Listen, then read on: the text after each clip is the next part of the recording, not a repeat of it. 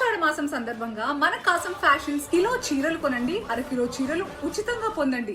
ప్రపంచ ఆదివాసీ దినోత్సవం సందర్భంగా ముఖ్యమంత్రి చంద్రబాబు నాయుడు కీలక వ్యాఖ్యలు చేశారు. గిరిజన ప్రాంతాల్లో గిరిజనులకే ఉద్యోగాలు దక్కాలని జీవో 3 తీసుకొచ్చామన్నారు. 2000 సంవత్సరంలో తెచ్చిన జీవో 3 దాదాపు 20 ఏళ్లు అమల్లో ఉందన్నారు. 2020 సంవత్సరంలో జీవో 3 రద్దయిందని, జీవో 3ని కాపాడేందుకు ఏం చేయాలో అది చేస్తామన్నారు సీఎం. గిరిజనులకు న్యాయం చేసిన ఏకైక పార్టీ టీడీపీ అన్నారు చంద్రబాబు. ఉమ్మడి రాష్ట్రంలో ఆ రోజు గిరిజనుల కోసం, ఆదివాసుల కోసం మొట్టమొదటిసారిగా న్యాయం చేసిన వ్యక్తి నందమూరి తారక రామారావు గారు, పార్టీ తెలుగుదేశం పార్టీ. ఆ రోజు గిరిజన ప్రాంతంలో, ఆదివాసుల ప్రాంతంలో ఉద్యోగాలు మీకు ఇవ్వాలని నిర్ణయం చేశారు. తర్వాత కొట్టేస్తే 2000లో నేనే జీఓఎంఎస్ నెంబర్ 3 తీసుకొచ్చాను.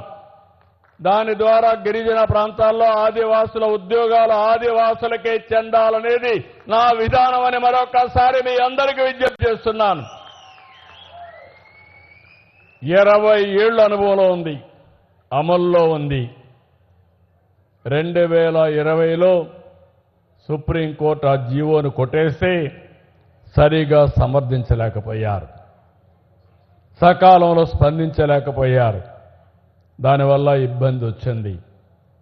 ఇప్పుడు మళ్ళీ నా దగ్గరికి వచ్చి అడిగారు. నేను ఒకటే చెప్తున్నాను, ఇది చేయవలసిన బాధ్యత ఉంది. సుప్రీంకోర్టు కొట్టేసింది. దీన్ని మనం అందరం కూడా కూర్చొని మళ్ళీ ఏ విధంగా చేస్తే మన హక్కుల్ని కాపాడుకుంటామో ఆలోచించుకోవాల్సిన అవసరం ఉంది. నేను మొన్న కూడా మాట్లాడాను, నాయక్ గారికి ఆదేశాలు ఇచ్చాను, సంధ్యారాణి మంత్రి గారికి ఆదేశాలు ఇచ్చాను, అందరితో మాట్లాడమన్నాను. అందరితో మాట్లాడి అందరికీ ఆమోదయోగ్యమైనటువంటి విధానం, అదే మరి అటు పార్లమెంట్లో కానీ ఇటు సుప్రీంకోర్టులో కానీ నిలబడే విధంగా వర్కౌట్ చేయాల్సిన అవసరం ఉంది. ఈ ప్రభుత్వం ఆదివాసుల ప్రభుత్వం. మీ హక్కులు కాపాడుతాం.